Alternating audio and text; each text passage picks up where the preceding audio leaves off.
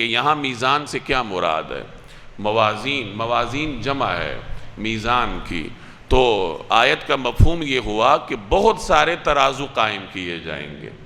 اب بہت سارے ترازو قائم کرنے کا کیا مطلب؟ کیا ترازو ایک ہوگا یا بہت سارے ہوں گے؟ اس میں محدثین کا، علماء کا کئی طرح کا نقطہ نظر ہے۔ ایک نقطہ نظر تو یہ ہے کہ ترازو بہت سارے ہوں گے، جتنے مکلف ہیں، جتنے انسان ہیں اسی قدر ترازو ہوں گے، گویا کہ ہر آدمی کے لیے الگ ترازو ہوگا، اور یا ہر عمل کے لیے الگ ترازو ہوگا، یا ہر قوم کے لیے الگ ترازو ہوگا، اور وہ جو ترازو ہوگا وہ اتنا ہیبت ناک ہوگا، اتنا وسیع ہوگا کہ یہ زمین و آسمان اس کے اندر سما جائیں۔ کہا جاتا ہے کہ حضرت داؤد علیہ السلام نے اللہ سے سوال کیا کہ یا اللہ مجھے وہ ترازو دکھا دیجئے جس کے ذریعے آپ قیامت کے دن لوگوں کے اعمال کو تولیں گے۔ تو اللہ تبارک و تعالیٰ نے پردے ہٹائے اور داؤد علیہ السلام کو وہ ترازو دکھایا گیا۔ تو وہ ترازو اتنا ہیبت ناک تھا کہ وہ مدہوش ہو گئے، اور پھر اللہ سے سوال کرنے لگے کہ یا اللہ یہ اتنا بڑا ترازو ہے، انسان اس کو اپنے اعمال سے کیسے بھرے گا؟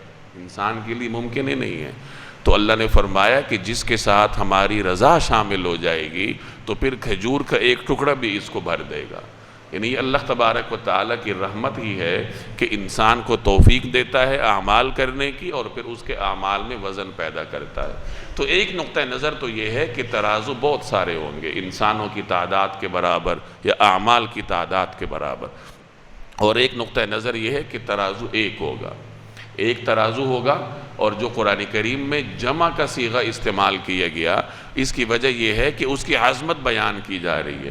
بعض اوقات کسی کی عظمت بیان کرنے کے لیے جمع کا صیغہ استعمال ہوتا ہے، جیسے آپ حضرات اپنے بزرگ والدین کے لیے جمع کا لفظ استعمال کرتے ہیں، جمع کا صیغہ استعمال کرتے ہیں احترام کی وجہ سے۔ اسی طریقے سے ترازو تو ایک ہے، لیکن اس کی عظمت کو واضح کرنے کے لیے جو لفظ ہے وہ موازین کا استعمال کیا گیا۔